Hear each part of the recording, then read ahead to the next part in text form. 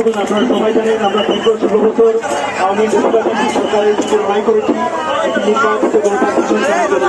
গত 2024 সালে 5 আগস্ট এই সরকার অন্তর্বর্তীকালীন সরকার প্রতিষ্ঠিত হয়েছে। আমরা গণতান্ত্রিক রাজনৈতিক দলসমূহ দীর্ঘদিন থেকে দাবি করে আসছি একটি সুষ্ঠু নির্বাচনের জন্য।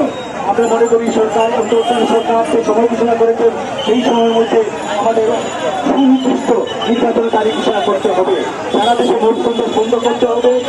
যে বৈষম্যহীন সমাজকে কেন্দ্র করে 5 আগস্ট সংগঠিত হয়েছিল সেই বৈষম্যহীন সমাজ লোককে আমরা কার্যকর পদক্ষেপ দাবি করছি। সেই সাথে বেটাচালিত যানবাহন শ্রমিকের ন্যায্য দাবি তা বেটাচালিত যানবাহনের রাস্তায় সড়কে শৃঙ্খলার লোককে আমরা মনে করি নিবন্ধন প্রয়োজন, নীতিমালা প্রয়োজন। সেই নীতিমালা কার্যকর করার জন্য আহ্বান জানাচ্ছি। এই দাবিতে আমাদের দীর্ঘ ধারাবাহিক যে বাসুদের যে আন্দোলন, সেই আন্দোলনে আজকে বিক্ষোভ মিছিল এখান থেকে শুরু হবে। আমাদের এই মিছিলে, আমাদের এই সমাবেশে আমাদের প্রতি সহানুভূতি জানিয়ে এসে উপস্থিত হয়েছেন মহানগর বিএনপির সংগ্রামী সাধারণ সম্পাদক ইমদাদ ভাই। আমরা ওনার প্রতি কৃতজ্ঞতা জানাচ্ছি। সবাইকে কৃতজ্ঞতা জানিয়ে গণতান্ত্রিক সমাজ প্রতিষ্ঠা সমাজের আন্দোলনে শোষণহীন বৈষম্যহীন ও সাম্প্রদায়িক সমাজ রাষ্ট্র নির্মাণ আন্দোলনে আপনারা অংশগ্রহণ করবেন এই প্রত্যাশা ব্যক্ত করে আমাদের মিছিলে সবাইকে অংশগ্রহণ করার আহ্বান জানাচ্ছি। সবাইকে ধন্যবাদ। আমরা আমাদের মিছিল করে শুরু করবো।